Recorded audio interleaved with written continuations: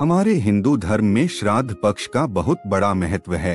प्राचीन सनातन धर्म के अनुसार हमारे पूर्वज देवतुल्य हैं।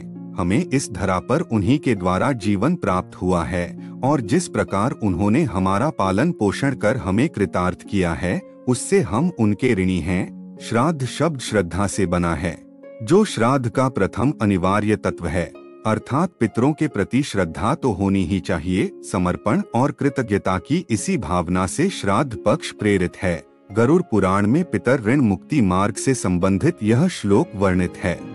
कल्पदेव कुर्वीत समये श्राद्धम कुल्ले कश्चिन्न सीदति आयुः पुत्रान् यशः स्वर्गम कीर्तिम पुष्टिम बलम श्रियम पशून् सौख्यम धनम धान्यम प्राप्नुयात् पितृपूजनात् देवकार्यादपि सदा पितृकार्यम विशिष्यते देवताभ्यः पितॄणां हि पूर्वमाप्यायनम शुभम। अर्थात समयानुसार श्राद्ध करने से कुल में कोई दुखी नहीं रहता। पितरों की पूजा करके मनुष्य आयु, पुत्र, यश, स्वर्ग, कीर्ति, पुष्टि, बल, लक्ष्मी, पशु, सुख और धन धान्य प्राप्त करता है। देव कार्य से भी बढ़कर पितृकार्य का महत्व है। देवताओं से पहले पितरों को प्रसन्न करना अधिक कल्याणकारी है। अश्विन कृष्ण पक्ष की प्रतिपदा तिथि से अमावस्या तक का समय श्राद्ध या महालय पक्ष कहलाता है। इस अवधि के 16 दिन पितरों अर्थात श्राद्ध कर्म के लिए विशेष रूप से निर्धारित किए गए हैं। यही अवधि पितृपक्ष के नाम से जानी जाती है। पितृपक्ष में किए गए कार्यों से पूर्वजों की आत्मा को शांति प्राप्त होती है तथा कर्ता को पितृ ऋण से मुक्ति मिलती है। आत्मा की अमरता का सिद्धांत तो स्वयं भगवान श्री कृष्ण गीता में उपदेशित करते हैं। आत्मा जब तक अपने परम आत्मा से संयोग नहीं कर लेती, तब तक विभिन्न योनियों में भटकती रहती है और इस दौरान उसे श्राद्ध कर्म में संतुष्टि मिलती है।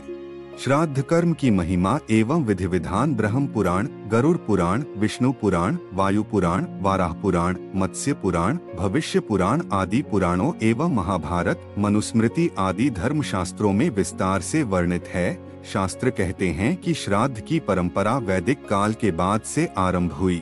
महाभारत के अनुशासन पर्व में उल्लेख है कि भीष्म पितामह ने युधिष्ठिर को पितृपक्ष में श्राद्ध और उसके महत्व को बताया। उन्होंने कहा, सर्वप्रथम श्राद्ध राजा निमि, जो बाद में महर्षि निमि के नाम से विख्यात हुए, उन्होंने महातपस्वी अत्रि मुनि के उपदेश पर किया था। समय के साथ इसे अन्य ऋषि मुनियों ने अपनाया और धीरे धीरे चारों वर्णों के लोग श्राद्ध परंपरा का निर्वहन करने लगे। मान्यताएं बताती हैं कि युधिष्ठिर ने कौरव और पांडवों की ओर से युद्ध में मारे गए सैनिकों के अंतिम संस्कार के बाद उनका श्राद्ध किया था। शास्त्रज्ञ कहते हैं कि पितर चाहे किसी भी योनि में हो, वे अपने वंशजों द्वारा किए गए श्राद्ध को स्वीकार कर पुष्ट होते हैं और उन्हें नीच योनियों से मुक्ति मिलती है। जो मनुष्य उनके प्रति उनकी तिथि पर अपनी सामर्थ्य के अनुसार फल फूल, अन्न, मिष्ठान आदि से ब्राह्मण को भोजन कराते हैं, उनसे पितृगण वर्ष भर तक प्रसन्न रहते हैं। इसे पितृयज्ञ भी कहते हैं। श्राद्ध के द्वारा व्यक्ति पितृऋण से मुक्त होता है और पितरों को संतुष्ट करके स्वयं की मुक्ति के मार्ग पर बढ़ता है। पितृपक्ष में ब्राह्मण भोजन या पितरों के पिंडदान के लिए अन्न खरीदने में पैसे का अभाव हो तो ऐसे में मनुष्य शाक यानी केवल फल और सब्जियों द्वारा भी श्राद्ध कर सकते हैं। अगर फल व सब्जियां खरीदने के लिए भी पैसे न हो तो तृण काष्ठ यानी कि लकड़ियां आदि को बेचकर पैसा एकत्र करें और उन पैसों से शाक खरीद कर श्राद्ध कर्म करें। यदि किसी भी तरह की आर्थिक स्थिति सुदृढ़ न हो तो ऐसी परिस्थिति में शास्त्रों में बताया गया है कि घास से भी श्राद्ध हो सकता है, यानी घास काटकर गाय को खिला दें। इससे भी श्राद्ध जैसा पुण्य फल प्राप्त होता है। पितृपक्ष में पितरों को प्रसन्न करने के लिए अगर किसी चीज की जरूरत है तो वह सिर्फ श्रद्धा भावना है।